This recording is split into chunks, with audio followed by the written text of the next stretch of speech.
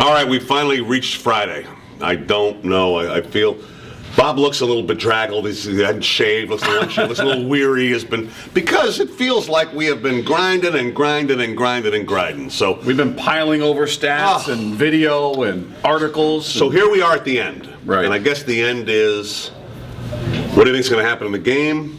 And maybe even more specifically, what is the biggest thing the Seahawks have to worry about in this game? I think the biggest thing is what we've been talking about. As much as we haven't given a ton of attention to their defense, still the biggest concern is what they have offensively with their weapons. That's our secondary has got their work cut out for them, and the line's got their work cut out for them without Chris Clemens. So they've got to be able to get pressure on Matt Ryan and really force him into some unforced errors, if you will, and take advantage of what they have, and that's the strength at cornerbacks. But as far as what I think is going to happen, I think the Seahawks are going to win. I started the week thinking, I don't think they're going to get it done. I don't know if I've talked myself into it throughout the week as we've gone through over every article that's been written and talked to every person who's spoken about this game.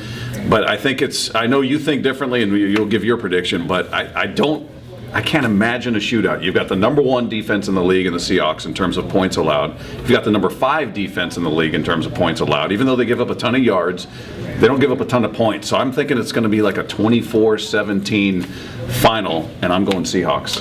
Well, I think it's going to be a lot of points because, the Seahawks aren't playing the Cardinals, and for that matter, the Falcons aren't playing the Panthers. I think both these offenses, especially the Seahawks offense, which has had to come up to kind of get where Atlanta has. They're as prolific offensively now as the Falcons are.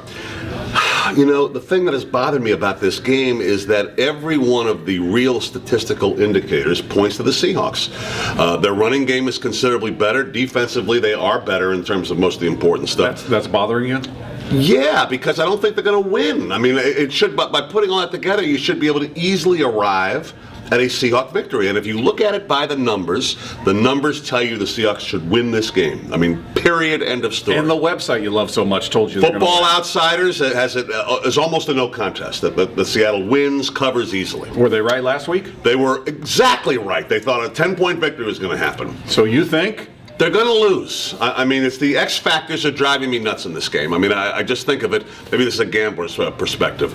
4th straight year Atlanta, you're telling me, are going to lose in the first round of the playoffs.